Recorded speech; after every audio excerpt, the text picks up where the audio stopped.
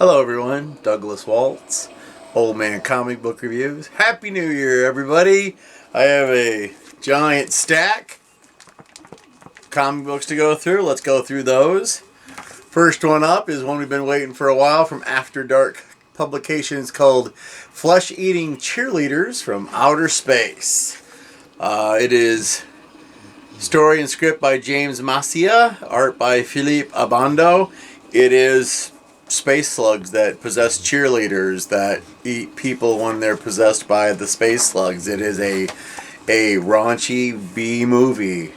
There's no nudity, but it's kind of nudity adjacent. There's a lot of my hands in the right place kind of thing going on here. It's great. It's gory, it's funny, it's bloody, it's nudie, it's all those things. And issue 2 will be out for next week, so it's a good book.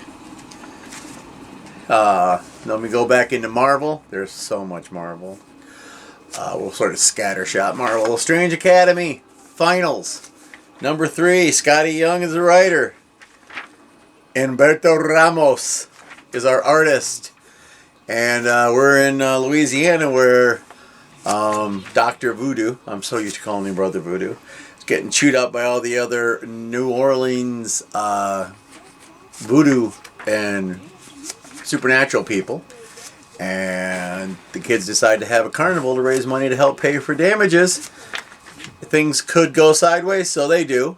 Somebody, instead of using a cookbook, uses a summoning book and some Shumagorath out of a cooking pot, and it goes farther down from there. So, but it's a good setup for the next issue where, yep, you guessed it, Dormammu shows up. Here, let's skip around. West of Sundown number 7. When last we left our Sundown people, Dr. Moreau had shown up onto our little western town. Written by Tim Seeley and Aaron Campbell, drawn by Jim Terry. We have Frankenstein as the priest in town. We have the pale face fellow whose name escapes me, who runs off with his chupacabra, and Dr. Moreau finds the chupacabra. There's a lot of stuff going on. So it's a great book. It's a western with Dr. Moreau and a vampire and a chupacabra, and just, you think of Frankenstein as a priest, like I mentioned. There's a bull man who's doing a Dr. Moreau's fellas. There's a spider woman. It's so much fun. And they use the whole book. This is the back cover. There's no ads in this thing. It's kind of nice. All right, Moon Knight, number 18. Moon Knight number 18. Where are my people? Where's my peeps? Jed MacKay is still the writer. Federico Sabatini is still doing our gorgeous artwork for us.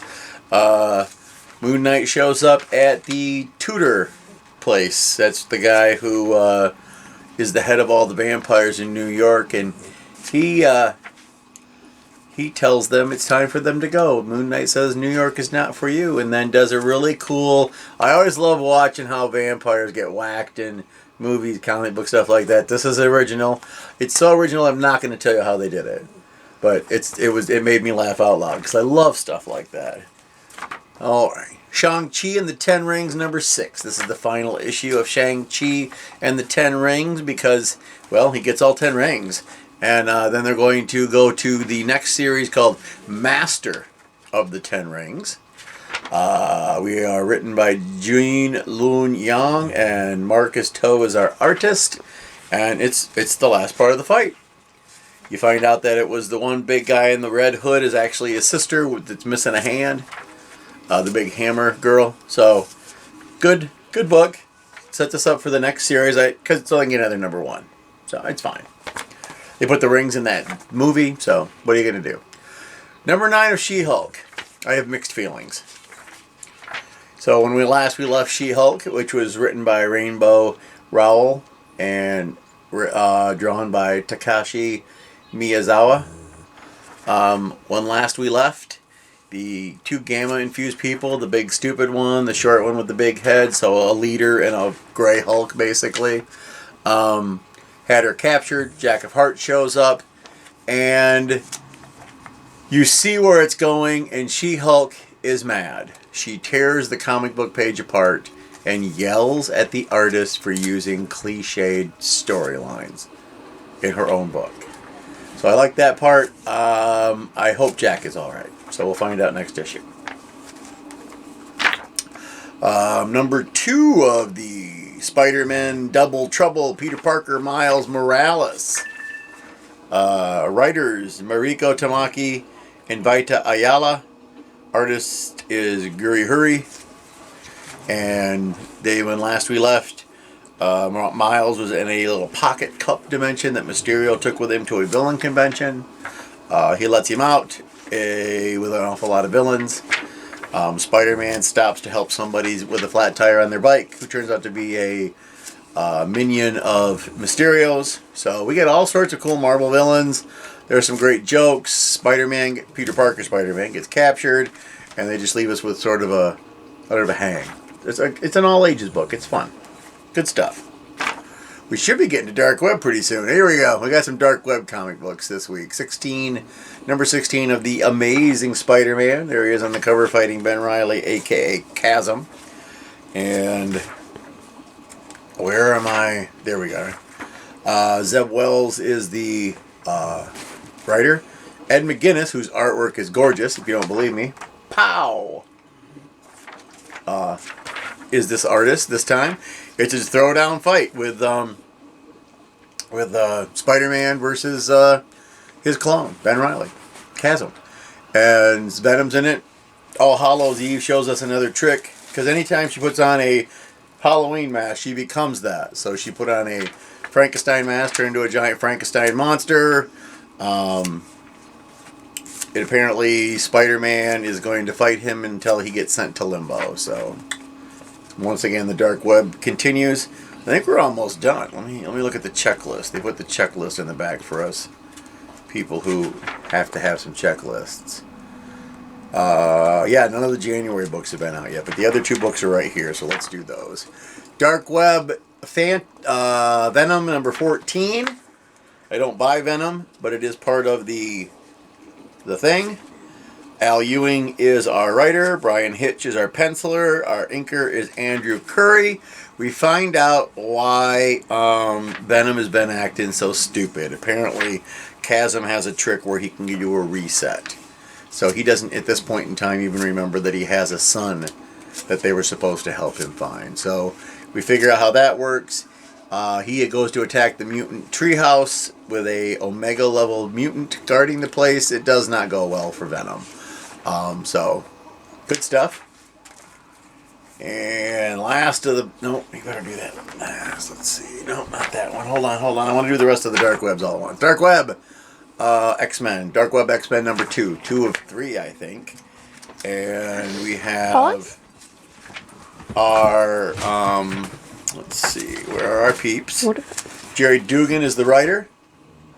Rod Reyes and Phil Noto are our artists.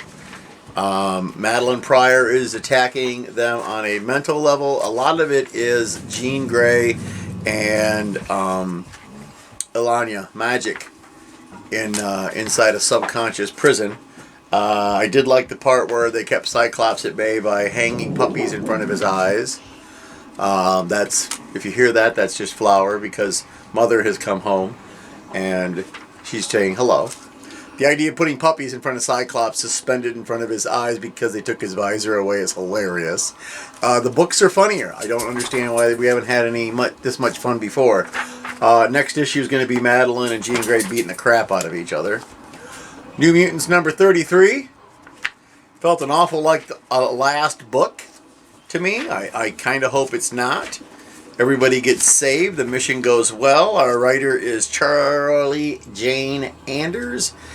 Alberto Albuquerque with Rose Stein and Ted Brandt do all of the artwork. As I mentioned before, there's a little Peanuts cartoon kind of artwork going on in here. Once again, that's Flower, for anyone who wants to know. If you're good, I'll show you what she looks like at the end of the video. So, yep, they get away. Everything looks like it's going to be a happy ending, but we're just quite not sure, because the next issue says New Mutants Lethal Legion number 1. So I kind of hope they didn't just end a book so they could have a new number 1. Speaking of last book, we have number 5 of Thunderbolts. I've said it before, I'll say it again. If I'd have known it was a miniseries, I would have waited. Jim Zub is our writer.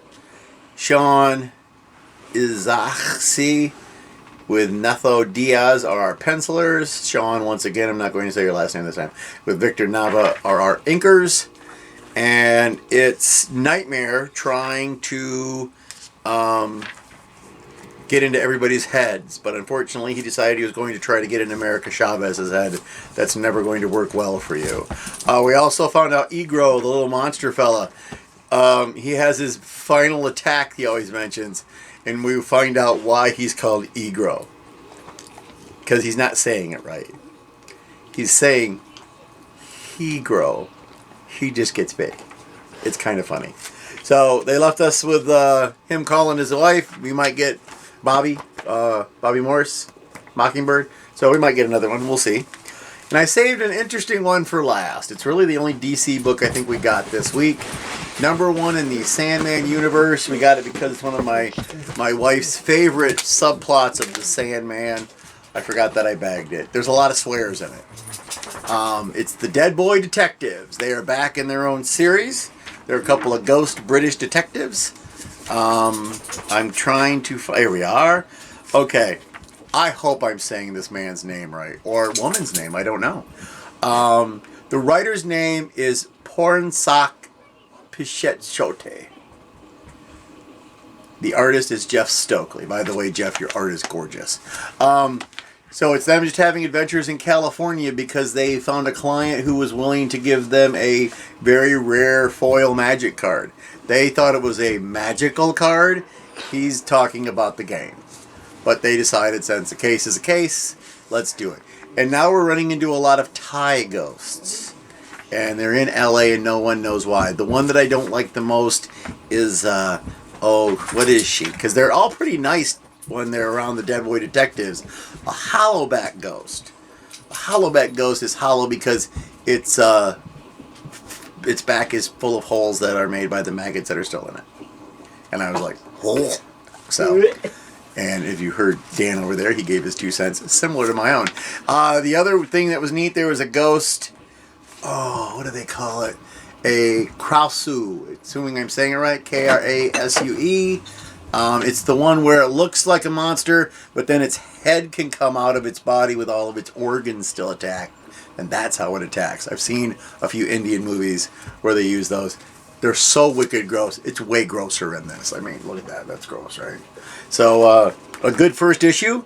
So if you haven't started reading it, go ahead and go get it. If you're not familiar with the Sandman universe, it makes no difference. Sandman has very little to do with the Dead Boy Detectives. They were at best a subplot of Sandman. So having their own book is just a pretty smart idea for them to capitalize on the whole Sandman craze for the TV show.